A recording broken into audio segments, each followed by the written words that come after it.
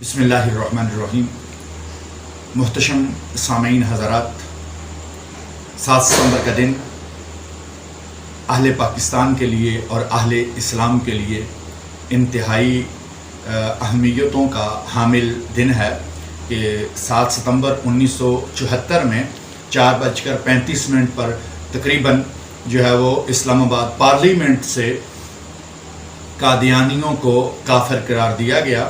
اگرچہ اس سے پہلے بھی ختم نبوت کی کئی تحریکیں چلی ہیں پاکستان کے بننے سے پہلے، کہ جب قادیانی نے اعلان نبوت کیا تھا تو اس وقت اعلیٰ حضرت فاضل بریلوی علیہ الرحمہ اور دیگر ائمہ جو تھے وہ میدان میں تھے اور اس کا بھرپور انہوں نے جواب دیا۔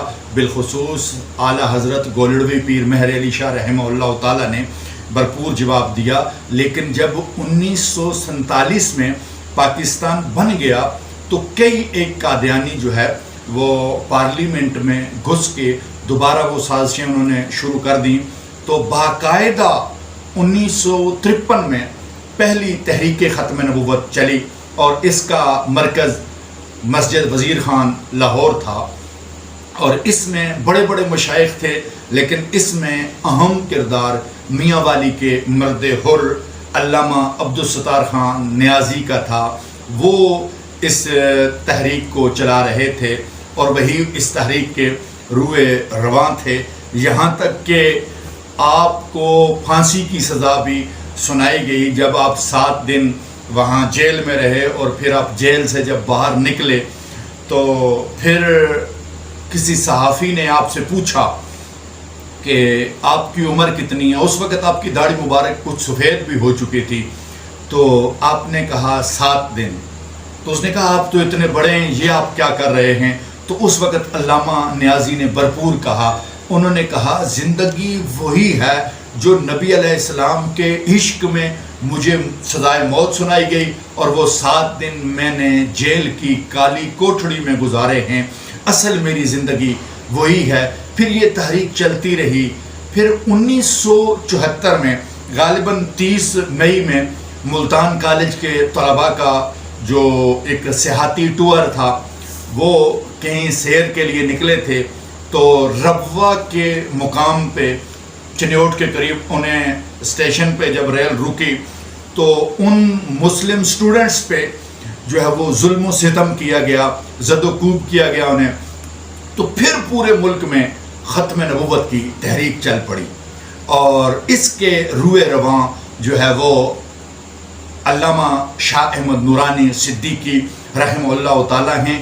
آج کی اس پیغام کا مقصد بھی شاہ احمد نورانی علیہ الرحمہ کو خراج عقیدت پیش کرنا، خراج تحسین پیش کرنا، کہ اگرچہ ان سے پہلے بھی کئی ایک مولوی جو ہے وہ پارلیمنٹ میں گئے ہیں، ان کے بعد بھی علماء پارلیمنٹ میں گئے ہیں، لیکن جو کام علامہ عبدالستار خان نیازی نے علامہ شاہ احمد نورانی نے کیا ہے وہ کوئی بھی نہ کر سکا۔ ان سے پہلے مفتی محمود جو ہے وہ بھی پارلیمنٹیرین رہا، لیکن یہ سعادت علامہ شاہ احمد نورانی علیہ الرحمہ کے حصے میں آئی کہ انہوں نے یہ مقدمہ لڑا۔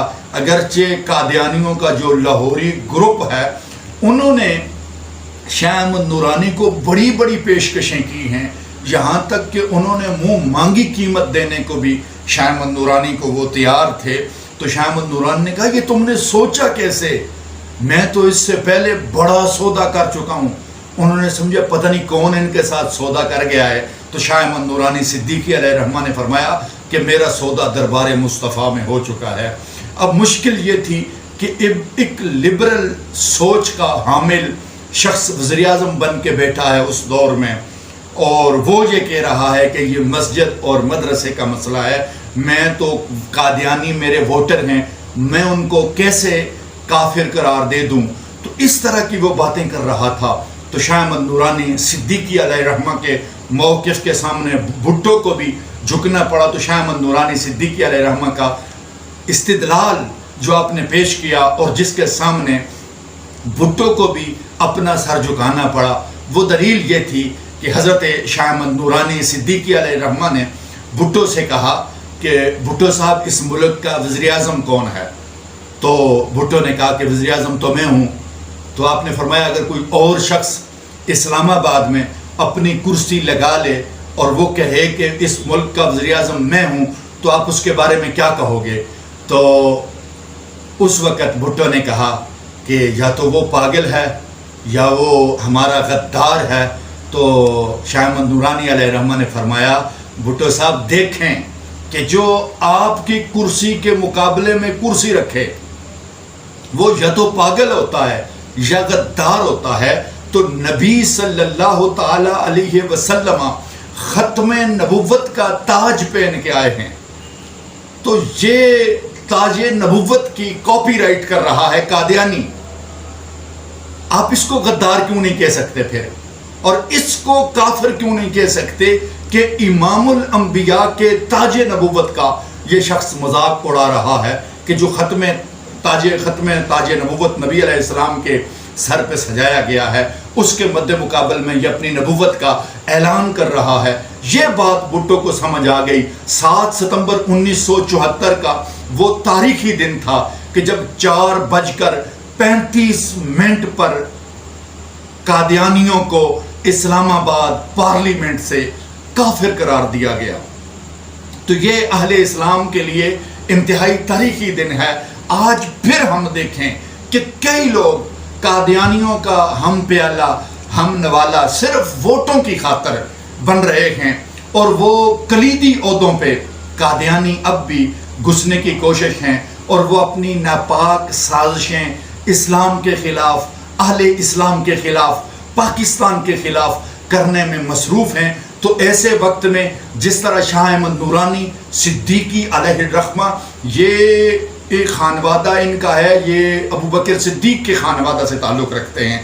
تو جس طرح یمامہ کے میدان میں مسیلمہ کذاب کو اس نے ختم نبوت کا دعویٰ کیا تھا تو سیدنا ابو بکر صدیق رضی اللہ تعالیٰ عنہ نے اس کو جھنجھوڑ کے رکھ دیا تھا اور اس کو تہ تیغ کیا تھا. تاریخ نے دیکھا کہ 13,000 نوجوانوں نے لاہور کی سرزمین پہ اپنے سینوں پہ گولیاں کھا کے نبوت پہ پہرا دیا نبی علیہ السلام کی. تو آج بھی ضرورت ہے کہ قادیانی جگہ جگہ پیسوں کا لالچ دے کر کچھ بھی کرتے ہیں. اب شاہ احمد نورانی صدیقی علیہ الرحمہ دنیا سے چلے گئے تو یہ ذمہ داری ان علماء کی ہے، ان صاحبان محراب و منبر کی ہے کہ جو منبر و محراب کے وارث ہیں کہ وہ قادیانیوں کی ناپاک سازشوں سے امت کو آگاہ کرتے رہیں. میں بار دیگر شاہ احمد نورانی صدیقی رحمہ اللہ تعالیٰ کی بارگاہ میں خراج عقیدت پیش کرتا ہوں. السلام علیکم ورحمۃ اللہ وبرکاتہ.